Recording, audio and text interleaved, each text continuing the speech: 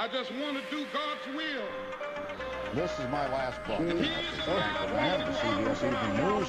To me, it's a moment for which I long planned, but which nevertheless comes with some sadness.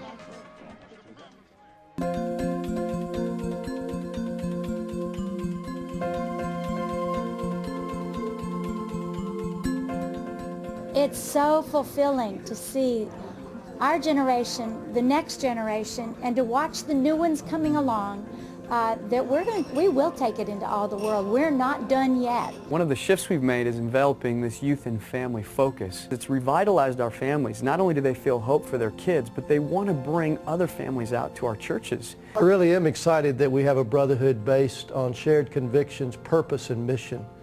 You know, a brotherhood without mission is boring.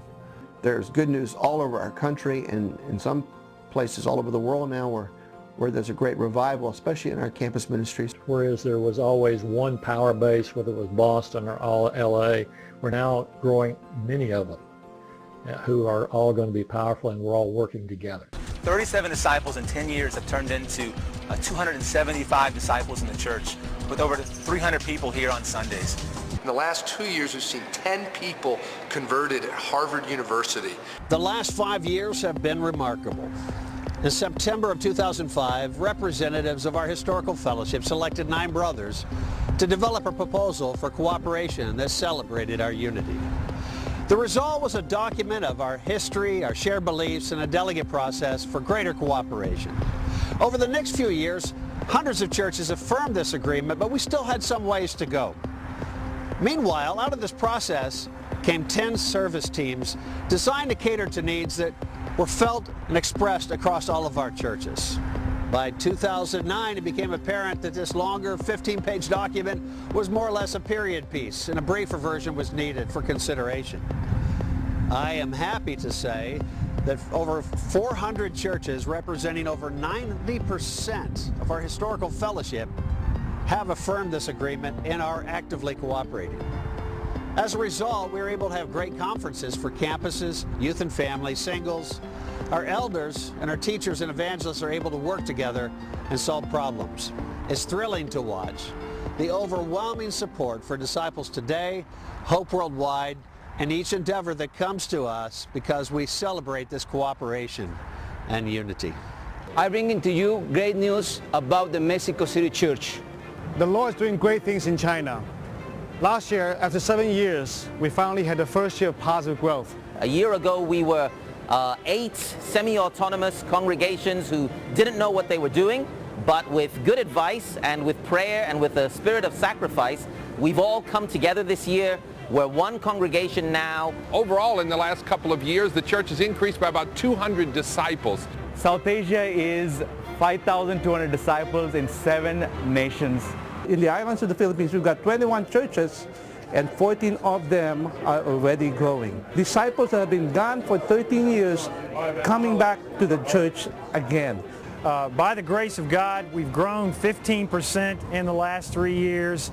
The Nairobi Church has a membership of 1460, and until August this year, we've had 120 baptisms. We've seen in the last 6 months more than 125 souls added to his church in Kiev. God has really moved in a great way in the Northern Virginia Church in the last 3 years. We started off seeing 140 disciples, but now it's over 300 disciples, and so it's more than doubled in size in the last 3 years. We have so many great stories to share. This year alone, in 6 months, we have had about 100 growth in the church in Lagos. Our mission statement is, we gather here to know God and to make God known. You know, the churches in Japan took a significant hit early on in the millennium. But you know, it's encouraging to see that in the past few years, we have seen many non-believers getting baptized. Many brothers and sisters who were discouraged, restored back into the faith, and families becoming more and more spiritual. Well, last October was a very special time for the Northern Virginia Church because we were able to appoint 4 men as elders. Our women's program is really exciting to me because we're talking about how we can understand the mission that God has given to the women, really broaden its definition. There's not just one thing that women are to do. but so many things, so many ways that we can serve. Right now we have about 300 disciples in the singles ministry. It's a dynamic ministry. We've seen 19 baptisms and 4 restorations. We started off the year this year with 99 disciples, and so you do the math, that's about 20% growth. To God be the glory. As we read through the scriptures, we read about highs and lows, sin and repentance, victories and defeat. It's been the same with us. We're almost 100,000 disciples scattered across 150 different nations, sinners doing their best to help reach a lost world. We've had our victories and defeats, our highs and our lows. As churches begin focusing on their 2020 goals, most of us in the ICOC see a whole new era dawning. We've dropped the hierarchy in favor of respect and influence, and we've gone from uniformity to unity. Through it all, we've maintained our zeal to preach the word and make disciples. And we will continue to hold out the simple truth of the gospel as we call men and women to be disciples of Jesus. We firmly believe that our best days are in front of us, and we eagerly look forward to God doing more than we ask or imagine.